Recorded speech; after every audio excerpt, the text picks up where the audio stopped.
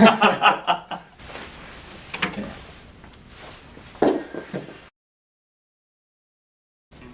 What's up, everybody? I'm Joey, and this is Jonathan. Today we're going to be talking about a Kemper amp profiler. Now, unbeknownst to many, this is not a pod. Kemper is, as it is titled, it's an amp profiler, so it's not exactly an amp, doesn't function as live tubes will, but it is pretty good at replicating your tone, works pretty well with pedals and pedal boards. Kempers are a lot easier to travel with as opposed to taking an amp with you, which can be a pain. So Kempers tend to be really convenient, and there are different models of the Kemper, but for our case this is just the rack-mounted Kemper that we have in these little SKB cases here. Let's go ahead and jump right into the basics of starting up a Kemper. Okay, so what we got here is, as we've already done, the power is here, so you got your chicken head knob, which is what these knobs are called.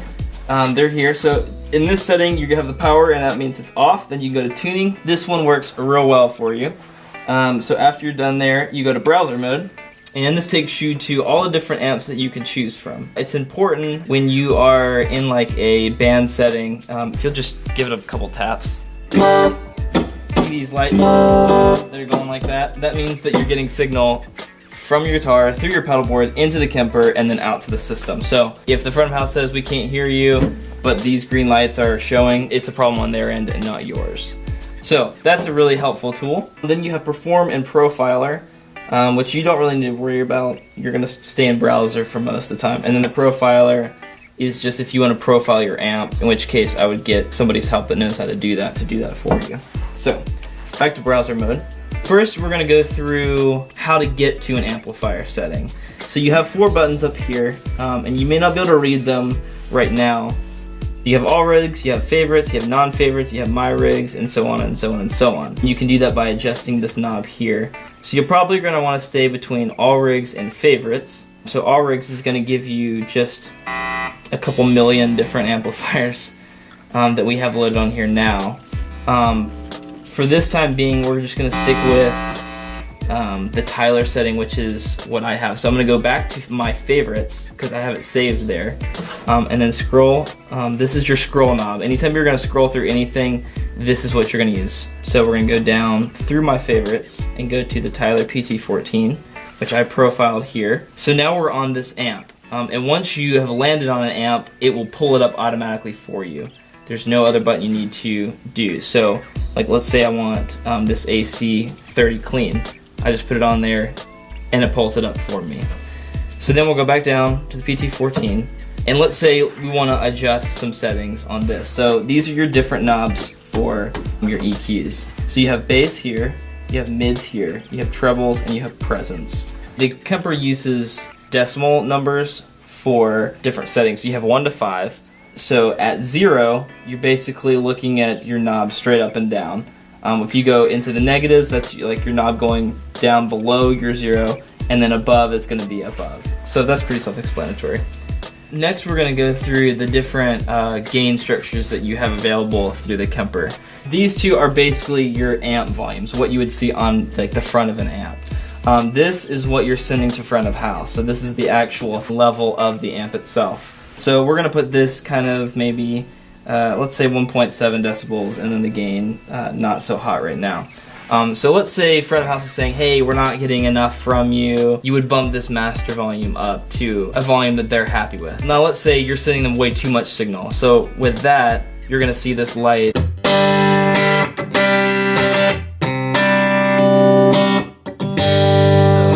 You're going to see that light go up into the red, which means you're going to want to take this master volume down until you get a nice green and maybe a little bit of yellow.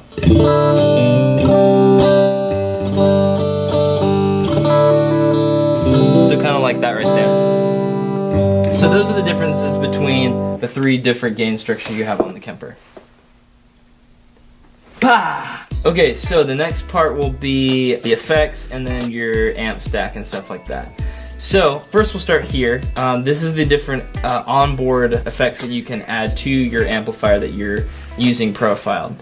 So first of all, this button right here just basically toggles on and off any effects that you have. So you have reverb. that's almost like a plate reverb right now. You have your time and your mix, and you can just basically, you know, go however much you want. So this is a very long reverb. And then you can turn it down. Or you can have a really high mix. Almost kind of like a swell thing. It makes for a pretty good kind of reverb if you don't have it already. So let's turn that off. Let's go to delay. This is almost like a tape delay or something. You have feedback in your mix, kind of like here. So feedback is just how long that trail is going to go for, and the mix is how hot it is in the mix.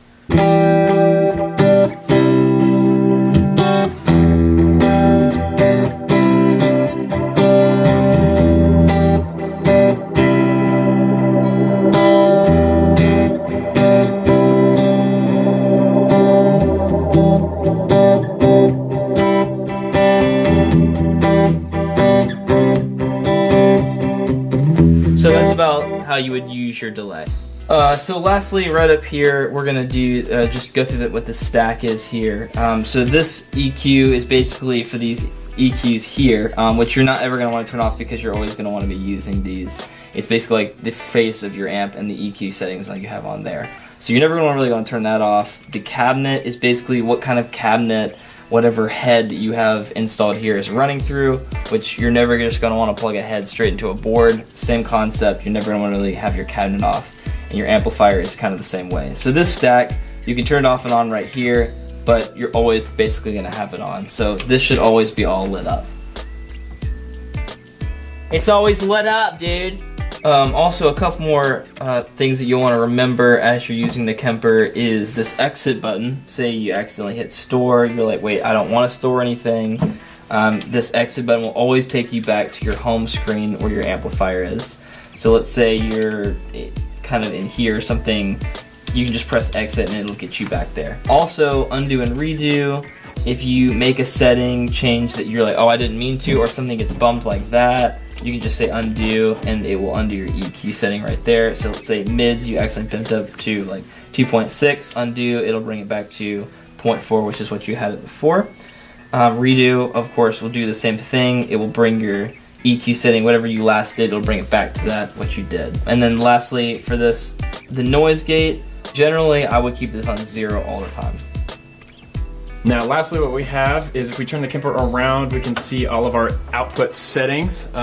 For our case here, we have just a stereo quarter-inch to our KRK Rockets.